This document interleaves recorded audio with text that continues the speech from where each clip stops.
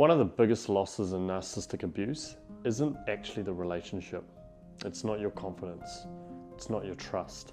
It's not even your happiness. It's you. Somewhere along the way, you stop recognizing yourself.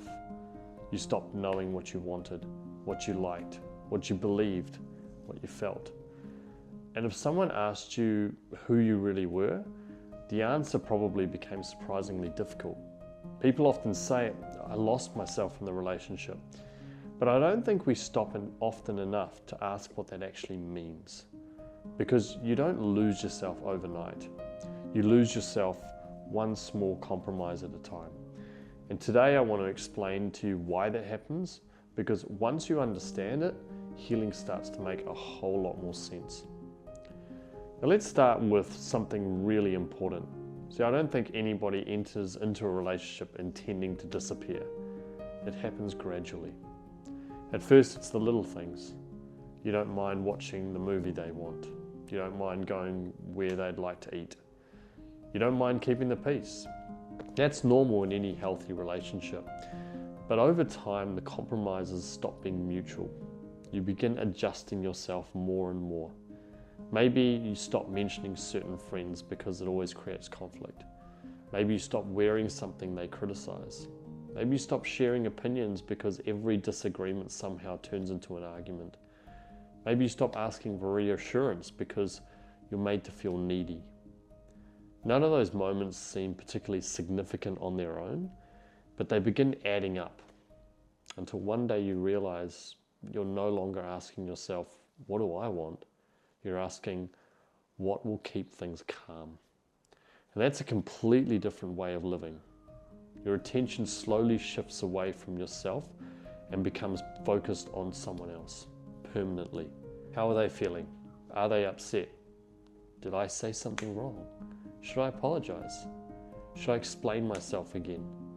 Should I just let this one go? Without even realizing it, they become the center of your emotional world and you slowly disappear from your own. Now, the reason this happens has a lot to do with survival. You see, our nervous system has one primary job, and that is to keep us safe.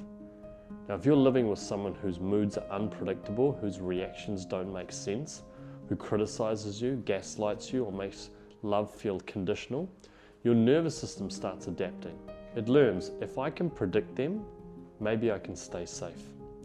If I keep them happy, maybe we can avoid another argument.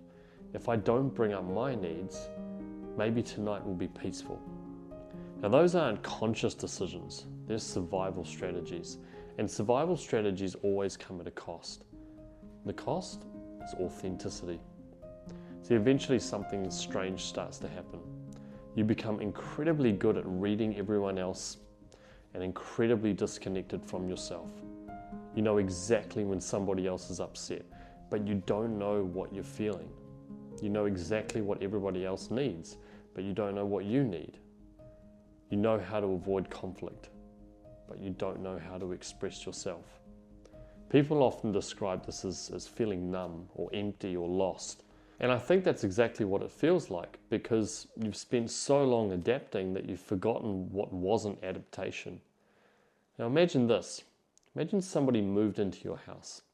At first they move one chair. Then they repaint one wall. Then they replace the furniture. Then they move rooms around. Then they decide what stays and what gets thrown away. If you came back years later, you'd probably stand in the doorway and think, this doesn't feel like my home anymore. But here's the important part. It was always your house. It just stopped looking like it.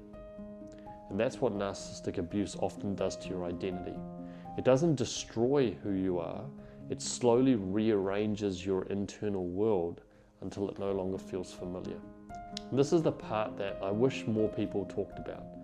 I don't actually believe narcissistic abuse changes who you are. I think it changes who you have to become to survive. Just read that again in your own mind. Because I think it's one of the most important things to understand in healing. You didn't become anxious because that's who you are. You became vigilant because it helped you survive. You didn't become a people pleaser because that's your personality. You became accommodating because conflict felt dangerous. You didn't stop trusting yourself because you were weak. You stopped trusting yourself because your reality was questioned so many times that doubting yourself felt safer than believing yourself. Everything your nervous system learned made sense at that time. The problem is the relationship ends, but the adaptations stay. Which brings us to healing. I think many people believe healing means becoming someone new. I don't. I think healing is remembering what feels true, remembering what brings you joy, remembering your voice, remembering your instincts, remembering that your feelings matter too. And the beautiful thing is, you don't rebuild a sense of self through one huge breakthrough. You rebuild it through hundreds of tiny moments. Asking yourself, what do I actually want for dinner? Instead of automatically saying, I don't mind. Wearing something because you like it, not because someone else approves. Allowing yourself to disagree. Saying no without immediately explaining yourself. Trusting a feeling instead of arguing yourself out of it.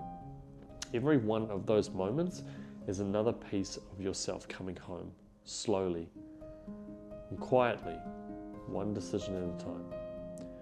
Some people call this reconnecting with your authentic self. Others call it healing your inner child. To me, the label isn't the most important part. The most important part is this: the version of you that had to disappear in order to survive never actually disappeared. They've just been waiting for enough safety to come back.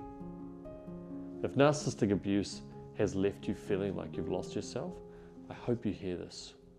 You haven't. You've lost contact with yourself. And those are two very different things. Because contact can be rebuilt. Trust can be rebuilt. Your voice can be rebuilt. Your sense of self can be rebuilt. Not overnight, but one genuine moment at a time. And one day you'll wake up and you'll notice something beautiful. You'll laugh in a way you haven't laughed for years. You'll make a decision without second guessing yourself. You'll speak without apologizing first. And in that moment, you won't be becoming someone new. You'll simply be meeting yourself again. And that's a beautiful, beautiful thing. So I hope this video helps. I hope it makes sense. If you've got any questions at all, or if you just want to share your story, I'd love to hear it. Just write it down in the comment section below. If you've liked this video, make sure you hit that like button below. If you want to get more videos like this, which support you on your healing journey, just subscribe to this channel and hit the notification button so you get notified every time a video gets uploaded.